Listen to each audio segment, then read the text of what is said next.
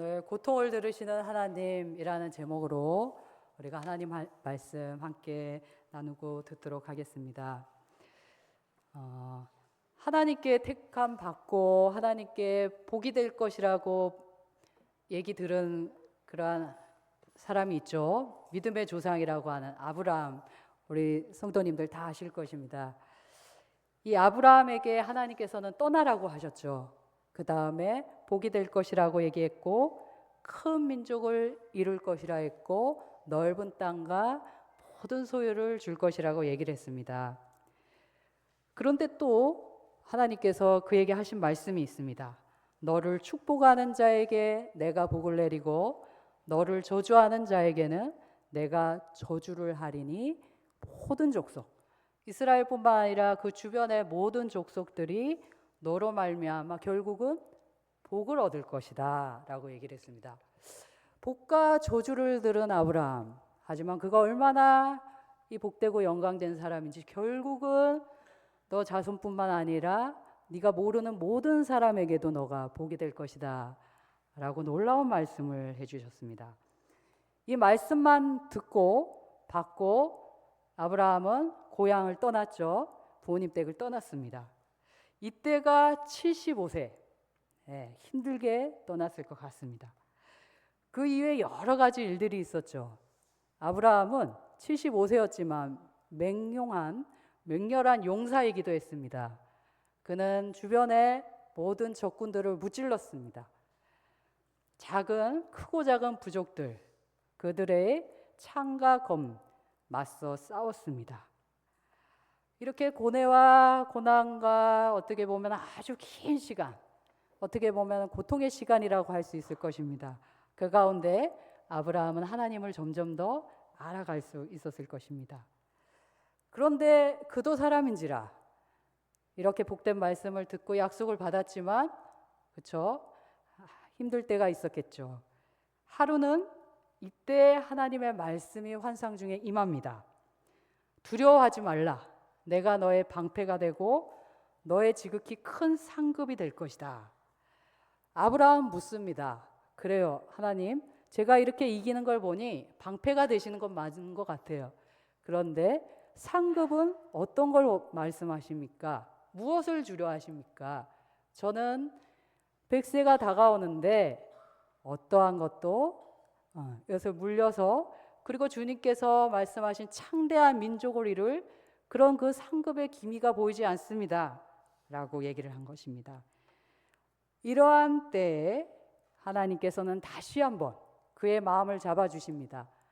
하늘을 보라, 별들을 보라, 내가 너에게 꼭 자손을 주어 번창하여 내 민족을 이루리라, 복된 민족을 이루리라 라고 얘기를 하셨고, 아브라함은 다시 믿음을 갖게 되어 그것을 하나님께서는 의롭게 여기시어 그에게 앞으로 일들을 하십니다. 자, 그런데 이 아브라함이 시간이 점점 가서 10년, 20년 이렇게 흐를 때 그 아내의 사라가 그 상급의 그 뿌리가 되고 그게 될 그 사라가 아이를 갖지 못하는 것이 계속 일어나게 됩니다. 그래서 그 여종 하갈을 사라는 아브라함에게 이렇게 소개시켜 줍니다. 사라가 아브라함에게 먼저 얘기합니다. 하나님께서 내가 출산을 허락하지 아니하신 것 같으니 원하건대 내 여종에게 들어가서 혹시나 하갈로 하여금 당신이 자손을 얻을까 합니다. 이 말을 또 아브라함은 듣습니다. 사라의 말을 듣고 아브라함 아내 사라가 하갈에게 데려다가 그에게 줄 때가 바로 가나안 땅에 거주한 지 10년이 된, 그러니까 거의 100살이 다 될 그 시기에 이러한 일들이 일어난 것입니다. 하갈이 임신을 하게 되고, 그런데 자기의 그 임신함을 알고 사라를 멸시하게 됩니다.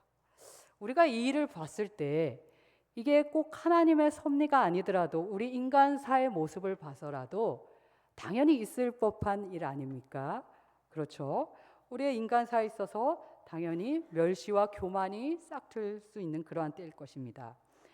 그러자 사라가 이때 약간은 황당하게 아브라함에게 말합니다. 내가 받는 모욕은 당신이 받아야 옳도다. 내가 나의 여종 하갈을 당신의 품에 두었거든.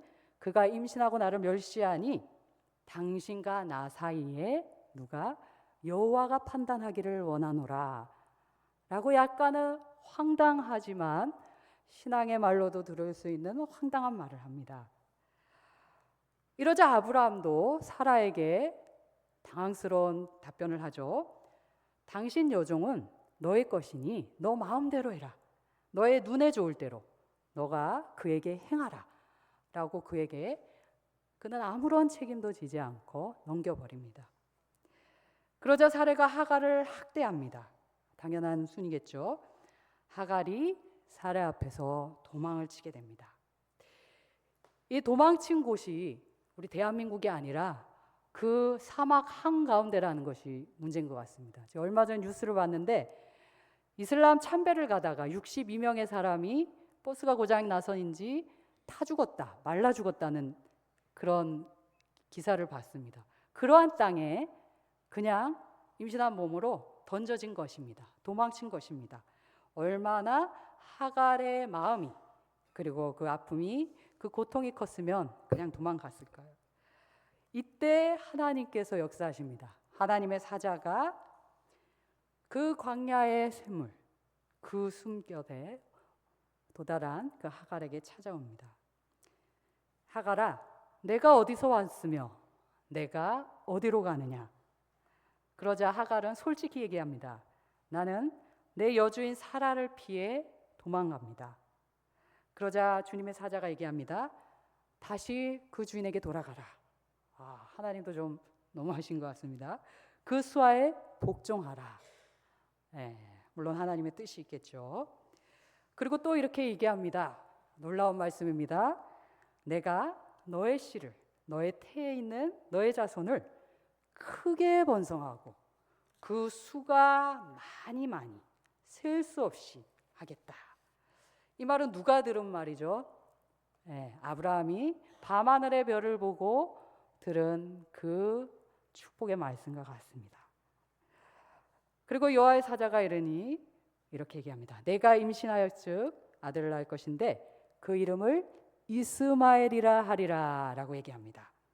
자, 이스마엘이라는 뜻은 하나님께서 너의 고통을 들으셨다라는 뜻입니다. 아주 좋은 말입니다. 우리 사라가 낳은 아들 이름 뜻은 뭐였죠? 이삭의 뜻은 뭔지 아시죠? 웃음이라는 뜻입니다. 웃음과 하나님께서 너의 고통을 들으셨다. 어떤 뜻이 더 좋으신 것 같나요?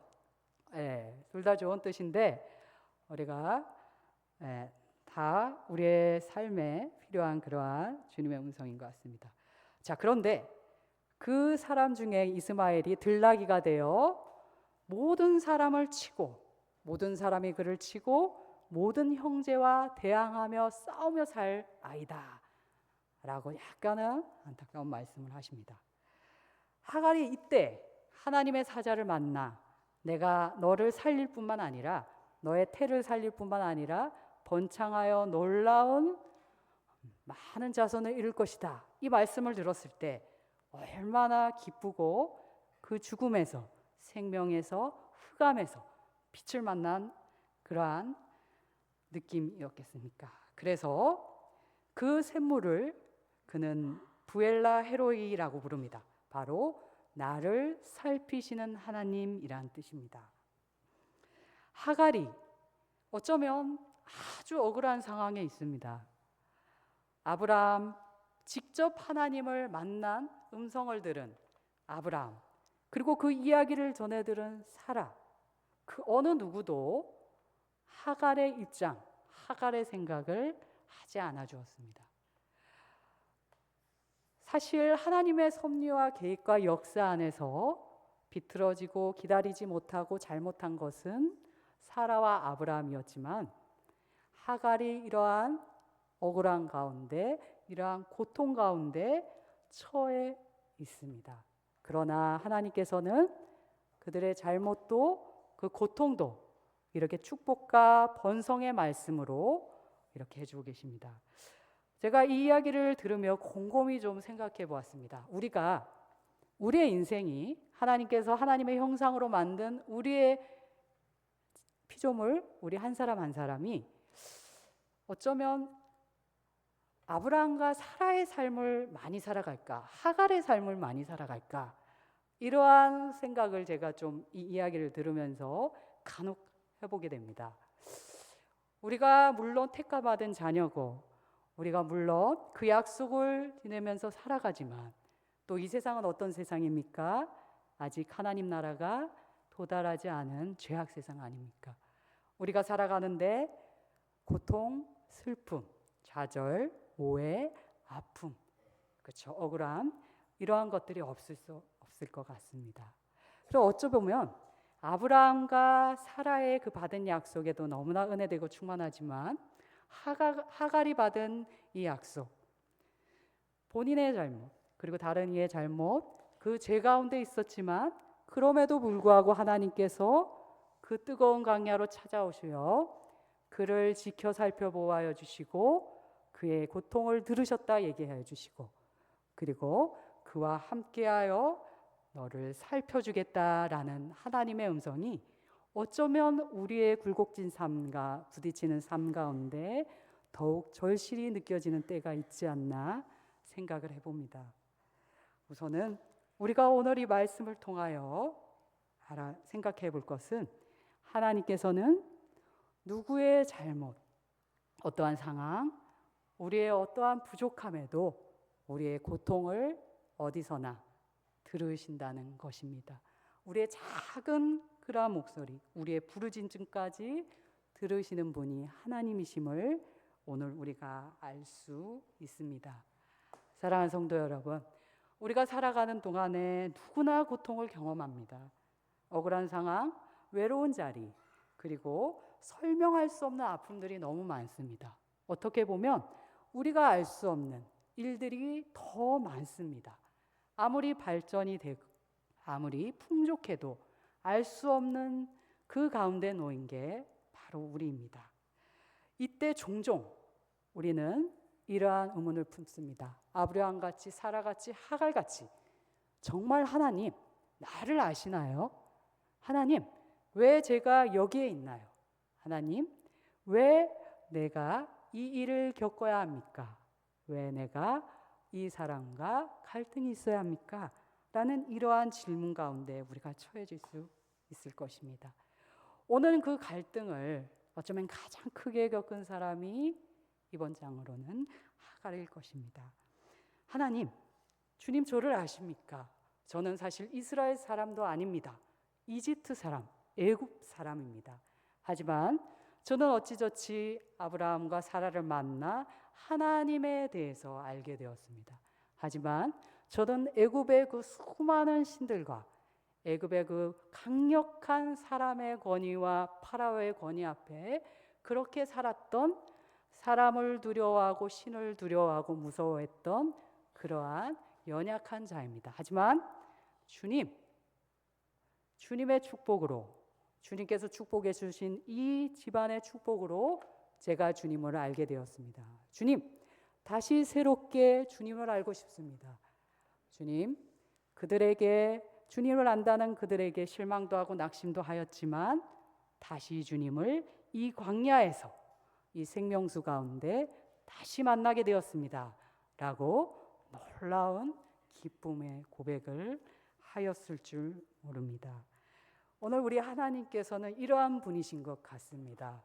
우리가 어디에서 시작하던 하나님을 우리가 몰랐던 그 방황하는 그곳 가운데서도 우리를 살펴 찾아와 주셔서 우리를 만나 주시고 점점 그분이 누구신지 나를 살피시는 하나님이심을 알려주시는 분이 바로 우리 주님인 것 같습니다. 그는 도망쳤지만 주님은 그곳에 계셨습니다. 그의 마음을 헤아려 주시고 그에게 생명을 주시고 한 민족을 주셨습니다. 놀라운 주님의 역사일 것 같습니다. 이 이스마엘, 하나님께서 들으신 그 아이를 품은 하나님의 음성을 들은 그녀. 오늘 우리도 그녀의 간절함이 우리에게 늘 함께 하기를 원합니다. 그가 무엇이 있었습니까? 아주 약한 믿음과 하나님에 대한 아주 미미한 지식이었을 것입니다.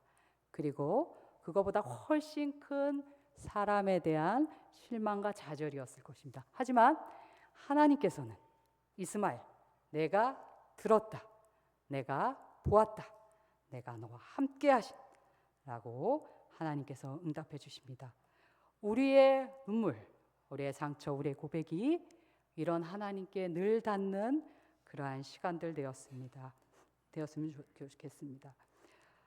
우리가 이 역사를 볼 때 한 민족의 부르짖음을 들은 하나님의 목소리, 그 목소리에도 집중해 볼 수가 있습니다. 이집트에 끌려온 그 이스라엘 족속들이 너무 큰 고역과 노동에 시달려 이스라엘이 신음하며 하나님께 부르짖습니다. 하나님, 우리가 언제까지 이 일을 해야 합니까? 언제 우리가 다시 우리의 땅으로 돌아갑니까? 라고 그들의 부르짖음이 하나님께 도달하자 하나님께서는 그들의 고통을 보시고 들으시고 부르짖음 가운데 하나님이 나타나십니다. 그리고 내가 이제 보았으니 이제 가라. 내가 너희에게 젖과 꿀이 흐르는 땅으로 인도해내겠다라고 말씀하십니다. 하나님의 부르짖음, 그 가운데 임재하신 그 하나님의 모습, 우리의 기도와 간구가 이렇게 하나님의 귀에 닿기를 원합니다. 하나님께서는 가만히 방관하시는 하나님이 아니십니다. 내가 내려와 너희를 건져내겠다. 멀리 계신 분이 아닙니다. 고통 가운데 함께 계십니다. 이것을 알고 우리의 부르짖음, 우리의 기도가 늘 주님께 상달되는 그러한 역사가 일어나길 원합니다. 또 사무엘상의 말씀입니다. 사무엘상에 이스라엘이 나라가 이제 점점 갖추어가자 주변의 많은 나라 중에 특히 팔레스타인 강대국이 이스라엘을 침략하게 됩니다. 이스라엘은 그 가운데 침략 가운데 신음하며 하나님께 부르짖는다는 내용이 이곳에서도 나옵니다. 그들은 새로운 지도자를 원하고 그 지도자 가운데 하나님의 뜻이 이루어지기를 원하였습니다. 그들의 부르짖음은 단순하게 하나님, 우리를 살려주십시오. 우리를 팔레스타인의 압제에서 구해 주십시오. 라는 그 부르짖음에 지나지 않고 하나님, 이제 우리의 나라를 세워주십시오. 하나님, 우리의 조상이 믿음으로 받았던 그래서 우리를 구해낼 것이라 우리를 번성케 해 주실 것이라는 그 약속을 이제 이루어 주십시오라는 그 약속에 대한 간절한 간구였습니다. 이때도 하나님께서는 그 부르짖음을 들으시고 그들의 기도와 눈물을 보시고 그들의 나라를 세워주십니다. 구원해 주십니다. 그들의 방법과는 생각지도 못할 놀라운 방법으로 하나님께서 그들과 함께하여 주십니다.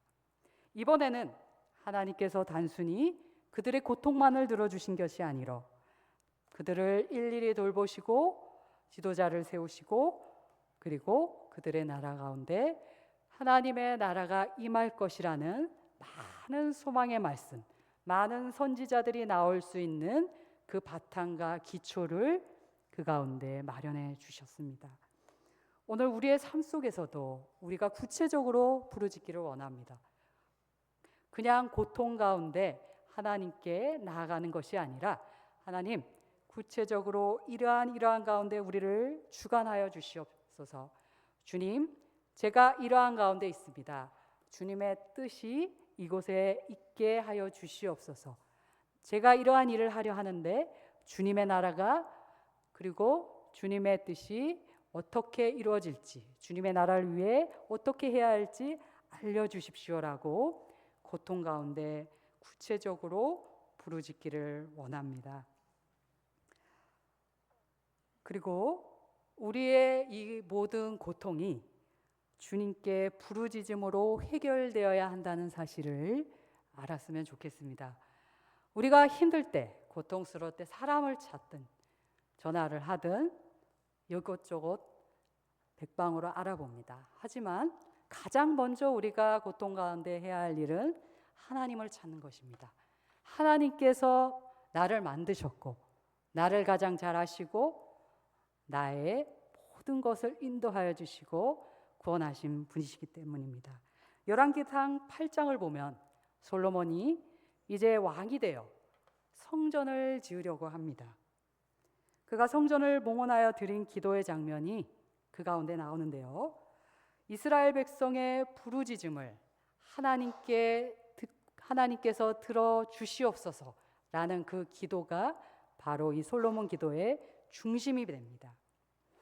그는 여러 가지 상황을 미리 이야기합니다.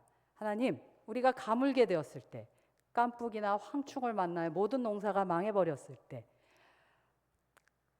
극렬한 태양으로 우리가 더위 가운데 말라갈 때, 포로에 끌려갔을 때, 전쟁에 나갔을 때, 전염병이 돌 때, 어린아이가 죽어나갈 때, 우리의 모든 것들이 다 허물어질 때, 우리가 이러한 죄 가운데, 이러한 상황 가운데 처했을 때, 그 모든 상황 속에서 우리 백성이 성전을 향해, 주님을 향해 부르짖을 때 주님께서 듣고 응답하여 주십시오라고 그는 성전을 다 지은 후에 그렇게 간구합니다.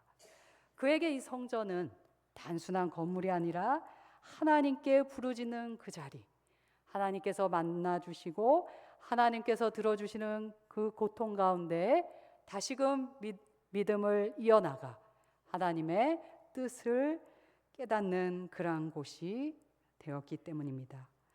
우리도 이렇게 우리의 모든 일들 가운데, 우리의 회개 가운데 이러한 부르짖음이 있기를 원합니다.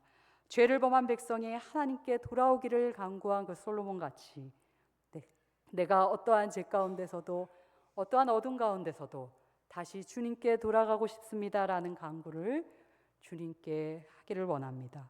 그리고 이 구원의 부르짖음도 우리가 하기를 원합니다. 전쟁, 포로, 재앙 속에서 하나님을 먼저 찾은 것처럼 이미 구원받은 내가 주님께 주신 이 구원을 잘 이 땅 가운데 이룰 수 있도록 주님께 부르짖기를 원합니다.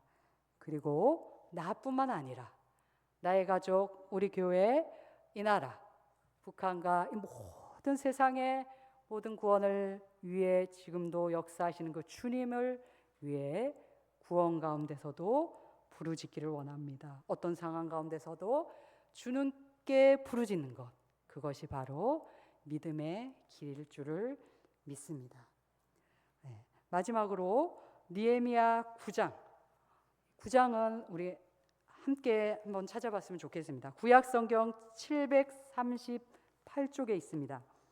느헤미야 9장 738쪽.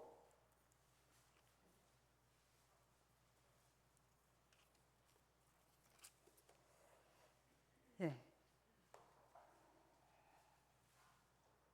자, 9장 1절부터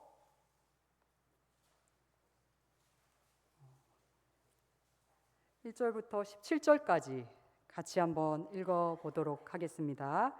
그달 29날에 이스라엘 조손이 다 모여 금식하여 굵은 베옷을 입고 티끌을 물었으며 모든 이방 사람들과 절규하고 서서 자기의 죄와 조상들의 허물을 자복하고 이 날에 낮 4분의 1은 그 자리에 서서 그들의 하나님 여호와의 율법책을 낭독하고 낮 4분의 1은 죄를 자복하여 그들의 하나님 여호와께 경배하는데 레위 사람 예수아와 바니와 감미엘과 스바냐와 분니와 스레바와 바니와 그나안은 단에서 올라서서 큰 소리로 그들의 하나님 여호와께 부르짖고 또 레위 사람 예수아와 감미엘과 바니와 하삼느아와 세베라와 호디아와 스바랴와 부하게하는 이르기를 너희 무리는 마땅히 일어나 영원부터 영원까지 계신 너희 하나님 여호와를 송축할지어다. 주여 주여 영화로운 이름을 송축할 것은 주의 이름이 존귀하여 모든 송축이나 찬양에서 뛰어남이다. 오직 주는 여호와시라. 하늘의 하늘들의 하늘과 이를 성신과 땅과 땅 위의 만물과 바다와 그 가운데 모든 것을 지으시고 다 보존하시오니 모든 천군이 주께 경배하나이다. 주는 하나님 여호와시라. 옛적에 아브라함을 택하시고 갈대아 우르에 인도하여 내시고 아브라함이라는 이름을 주시고 그의 마음이 주 앞에서 충성됨을 보시고 그와 더불어 언약을 세우사 가나안 족속과 헷 족속과 아모리 족속과 브리스 족속과 여부스 족속 기르가스 족속 땅을 그의 씨에게 주리라 하시더니 그의 말씀대로 이루셨사오매 주는 의로우심이로다. 주께서 우리 조상들이 애굽에서 고난받는 것을 감찰하심에 홍해에서 그들의 부르짖음을 들으시고 이적과 기사를 베푸사 바로와 그의 모든 신하와 그의 나라 온 백성을 치셨사옵니 이는 그들이 우리의 조상들에게 교만하게 행함을 아셨습니다. 주께서 오늘과 같이 명예를 얻으셨나이다.